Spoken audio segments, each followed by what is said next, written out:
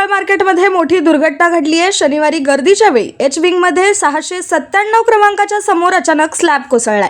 या घटनेत एका कामगार आणि एक ग्राहक जखमी झाले असून जखमी ग्राहकाच्या डोक्याला गंभीर दुखापत होऊन 5 टाके घालावे लागलेत। दोघांनाही तातडीने रुग्णालयात दाखल करण्यात आले असून त्यांची प्रकृती सध्या स्थिर आहे। दरम्यान वरच्या पॅसेजवर मोठ्या प्रमाणात कॅरेट ठेवले जात असतानाही तो पॅसेज जीर्ण अवस्थेत असल्याचा आरोप व्यापाऱ्यांकडून करण्यात येतोय। विशेष म्हणजे दुरुस्तीला 1.5 वर्षापूर्वीच मंजुरी मिळाली असूनही काम सुरू झालेले नाहीये। मार्केट संचालक आणि अभियंत्याच्या निष्काळजीपणामुळेच ही दुर्घटना घडल्याची चर्चा होतीये। या प्रकरणी सखोल चौकशी करून दोषींवर कारवाईची मागणी आता जोर धरतीये। Bureau report APMC news.